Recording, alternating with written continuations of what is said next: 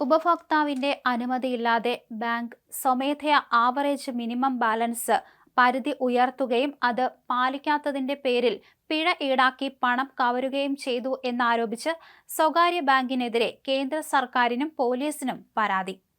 പാലായിലെ Mahatma Gandhi national foundation chairman എബിജെ ജോസാണ് axis ബാങ്കിനെതിരെ കേന്ദ്ര ധനകാര്യമന്ത്രി Nirmala Sitharaman, reserve bank governor Sanjay Malhotra, സംസ്ഥാന പോലീസ് മേധാവി എന്നിവർക്ക് പരാതി നൽകിയത്. ബാങ്കിന്റെ നടപടിയിൽ പ്രതിഷേധിച്ച് എബിജെ ജോസ് ബാങ്ക് പടിക്കൽ ഒറ്റയാൾ പ്രതിഷേധവും നടത്തി. ഉപഭോക്താവിന്റെ സമ്മതമോ അറിവോ ഇല്ലാതെ മിനിമം ബാലൻസ് പരിധി വർദ്ധിപ്പിച്ച ശേഷം പിഴ എന്ന പേരിൽ പണം ഈടാക്കിയത് മോഷണത്തിന്റെ പരിധിയിൽ വരുമെന്ന് എബിജെ ജോസ് ആരോപിച്ചു. DGPക്ക് നൽകിയ പരാതിയിൽ അദ്ദേഹം ആക്സിസ് ബാങ്കിനെതിരെ ഭാരതീയ ന്യായ സംഹിത 2023 പ്രകാരമുള്ള വകുപ്പുകൾ ചുമത്തണമെന്ന് ആവശ്യപ്പെട്ടു. വ്യാജരേഖ നിർമ്മാണം വകുപ്പ് 336, 303, ചതി വഞ്ചന തട്ടിപ്പ് വകുപ്പ് 318, 318 4, മോഷണം വകുപ്പ് 314, സത്യസന്ധമല്ലാത്ത രീതിയിൽ സ്വത്ത് ദുരുപയോഗം ചെയ്യൽ. സംഭവം ഇങ്ങനെയാണ്. 5000 രൂപ മിനിമം ബാലൻസ് അക്കൗണ്ട് 25,000 രൂപയായി ഉയർത്തി. 2008 പാലാ ശാഖയിൽ തുറന്ന അക്കൗണ്ടിൽ മിനിമം ബാലൻസ് 5000 രൂപയായിരുന്നു. ഇത് കൃത്യമായി നിലനിർത്തി പോന്നതിനാൽ ഇതുവരെ പിഴയൊന്നും ഈടാക്കിയിരുന്നില്ല. എന്നാൽ അടുത്തിടെ അക്കൗണ്ടിൽ സുഹൃത്തിൻ്റെതായ ഏകദേശം 80,000 രൂപ ഏതാനും ദിവസം ഉണ്ടായിരുന്നു.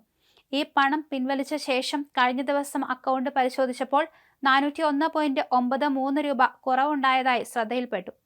ബാങ്ക് സ്റ്റേറ്റ്മെന്റ് പരിശോധിച്ചതിൽ സെപ്റ്റംബർ മാസത്തെ ശരാശരി മിനിമം ബാലൻസ് ഇല്ലാത്തതിന്റെ പേരിലാണ് പിഴ ഈടാക്കിയത് എന്ന് മനസ്സിലാക്കി. തുടർന്ന് ആക്സിസ് ബാങ്കിന്റെ പാലാ ശാഖയിൽ ബന്ധപ്പെട്ടപ്പോഴാണ് അക്കൗണ്ടിന്റെ മിനിമം ബാലൻസ് പരിധി 25,000 രൂപയായി ഉയർത്തിയെന്ന ഞെട്ടിക്കുന്ന മറുപടി കിട്ടിയത്. പരാതിക്കാരൻ ഇത് ചോദ്യം ചെയ്യുകയും 25,000 രൂപ മിനിമം ബാലൻസ് ഉള്ള അക്കൗണ്ട് താൻ എടുത്തിട്ടില്ലെന്നും പരിധി ഉയർത്താനായി അപേക്ഷ നൽകിയിട്ടില്ലെന്നും വ്യക്തമാക്കുകയും ചെയ്തു.